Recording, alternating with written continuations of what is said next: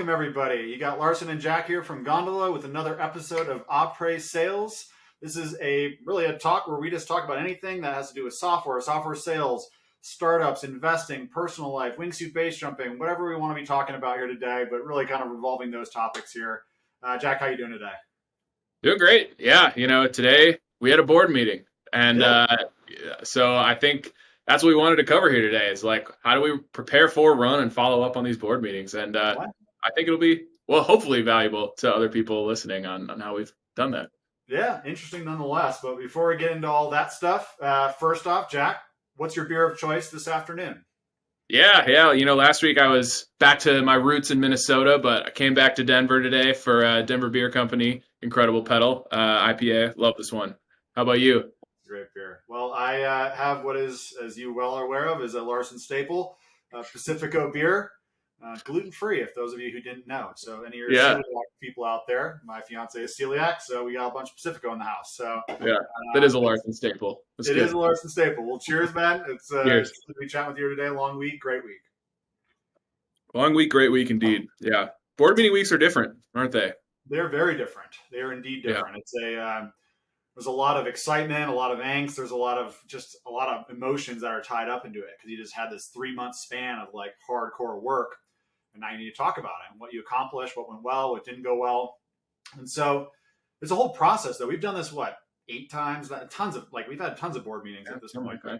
Yeah, so I think where we should start really before going into a board meeting and what does that meeting actually look like is how do we prep for it? Like, what does that process look like? And so, yeah, from you, I'm curious, tell us a little bit more. How do we prep for board meetings? Where do we start? Yeah, from our end, we've gotten into a flow over time. And so now we can do this more regularly and more easily, I think. But we always start with the team retro. So ideally pulling in as many people from the team as you can and getting their own perspective on what's going well and poorly and challenging from each part of the business. So, we start there, the team retro, and then move into kind of our own founder retro. And when we were in Techstars, we found a lot of frameworks. We're exposed to a lot of frameworks for retros, and the one that we've grabbed onto pretty effectively after trying a bunch is 3 parts: keep doing, start doing, and stop doing. Simple as that. You can run it with your whole team. You can run it with just the founding team. Both are super valuable, and we've used that as a good kind of framework for the retro so far. Yeah, certainly. I mean, Techstars was super valuable with providing these different frameworks on just doing retros, really, and understanding what went well and what didn't. And one thing I think what's really critical about including, both sides of the house, both on the go-to-market and also product side, is just, we don't have all the great ideas, right? We have a high-level view of what's all going on. We kind of know what's going on in the business, certainly more than anybody else. But the details, too, that's where a lot of the best keep doing, start doing, and stop doing can come from. And we don't necessarily have all the right insight into that sometimes. So including, other team members into that process can give you a whole new level of insight into things you may or may not have seen. And just, key understandings there. So that's a really good place for us to start. We get a really broad view of what everybody thinks. And then we kind of go next into sometimes what is an entire day long workshop between the two of us. And we're, really trying to focus on what we've learned so far and digging deeper on all those pieces. Yeah, those full days that we usually do now, probably 3 weeks ahead of time, I'd say. 3 weeks ahead of time from the board meeting. Super useful. Usually a Friday, step away, get out somehow and take a full day of really critically looking at every part of the business, the results of the team retro, do our own retro, and getting that prep that far ahead of time sets us up really nicely. Because one thing we've learned too is getting the final board packet to the investing team, to the board team, well ahead of the actual meeting has been really helpful too. Oh yeah. I mean, that's really why we're doing the retro, right? Like, I think one of the maybe misconceptions of what board meetings are is like, in reality, I remember this in the early days, someone's like, you think board meetings are for your investors? It's not necessarily true. Certainly, they like to hear the retro. They love to hear about your thoughts and the plan. In reality, it's actually for you. It's you as the founders, right? It's so easy to just keep going, and just keep trying to solve problems and not taking a step back. And this is a really concrete point in time to say, like, what have we done? What have we accomplished? And what do we want to do moving forward? But then also, more importantly, is what are the different variations on and ways that the next quarter could go? So you have your worst case, your base case, and your best case in terms of projections. And it's only through these long workshops that we can actually, the output of that is quite literally a 20-page board doc that we send to all of our investors. That's really detailed understanding of what's going on in the business, anything from an executive summary down to a retro of last quarter, financials, into projections for the next quarter, topics to talk about with your investor. It's pretty lengthy, but that's really usually the output for us when we do these kind of founder workshops.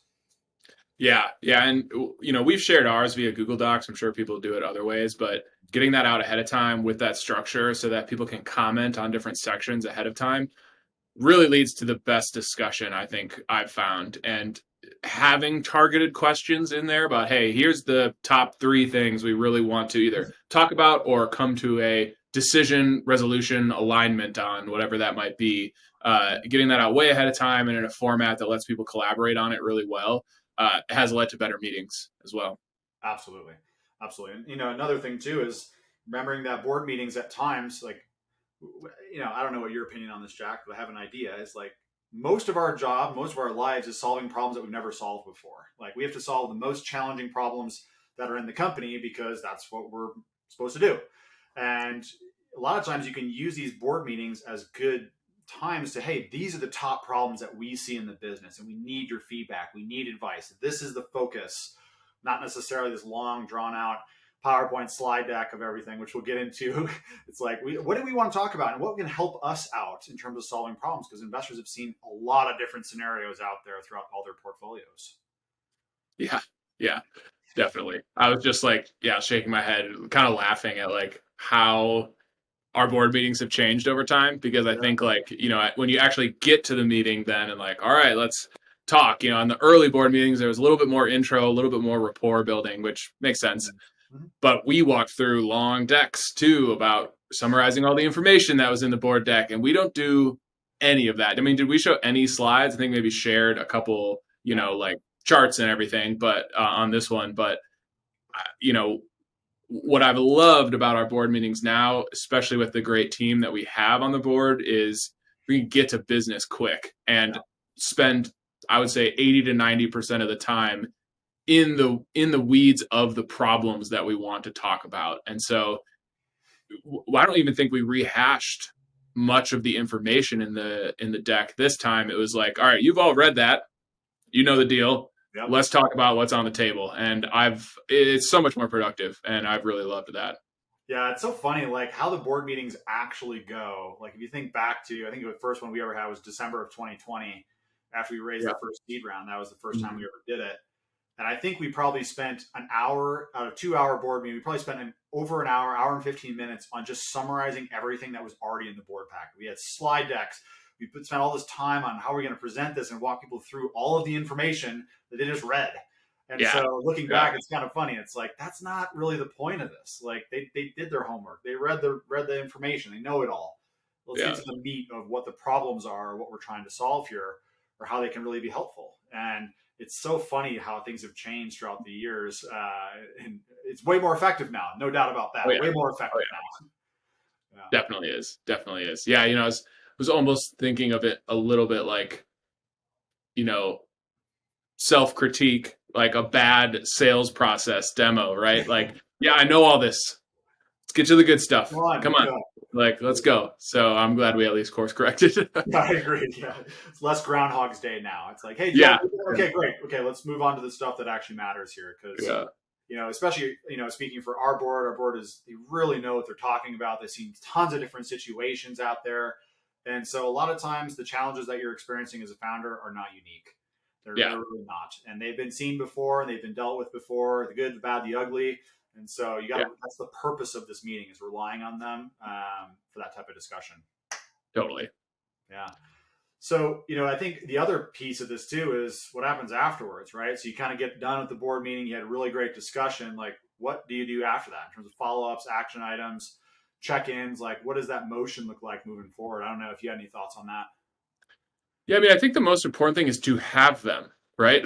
Have follow-ups, action items, next steps as a part of it. Like, it's similar to, I guess, coming back to what I said earlier, kind of similar to the end of a sales call. Is like, if you get to the end and you don't have the plan going forward, the next steps, the what should we expect by when, then you've kind of failed in the, not that it's a sales call on a board meeting, but you failed in the next steps of planning. And so making sure that we have those concrete next steps and expectations and alignment on what to do next, no matter how you do it. We keep it pretty light, just add it to that same Google Doc board packet. And sometimes we've met interim between board meetings. If there's a big decision, deal, whatever it might be, getting that scheduled like a sales call on the call because everyone's busy and has packed schedules, and getting that actually on the calendar has proved useful. But really, however you can record the action items and next steps, just the fact of having them and having the plan of what you're going to do next, I think, is the most important part.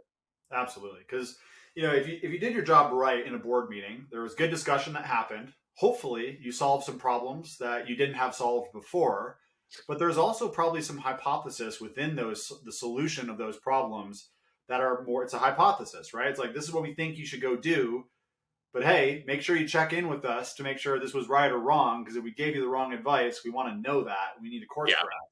And so we hear this all the time. They're like, hey, keep us in the loop. We made these decisions here today. Let's talk, in a month. It can be async. It can be over email. We can meet if we need to. Particularly our board is very, willing to jump on calls or get in touch async or synchronously to just make sure we're headed down the right path and that we're not, they didn't lead us astray, but they're curious too, right? They want to know what's going on with the decisions that we made there. And they're obviously very involved and very invested in kind of what the plan moving forward, of course. Yeah, it's a good point. I mean, I know we kind of opened it up like every 3 months, talk to people, hey, we haven't talked in 3 months, but I don't know if that's ever been the case for us where we haven't talked in 3 months, and probably a good thing. I would say a good thing when it's not been 3 months before you've talked to the board members. I mean, it's a good, criteria to look for in making sure that there's people that really want to be invested and don't just want to show up for 2 hours. I guess that'd be a total of like 8 hours a year, right? That's not much. So getting real good involvement in board members, I think, is only leading to good things.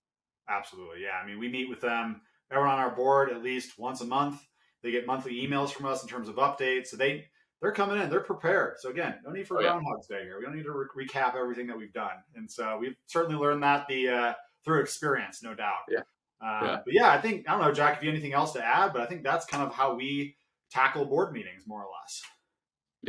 Yeah. Cheers to another successful one, I would say. Cheers to another successful one. Thanks, everyone, for tuning in, and we'll talk to you next week. Sounds good. Have a good one, everyone.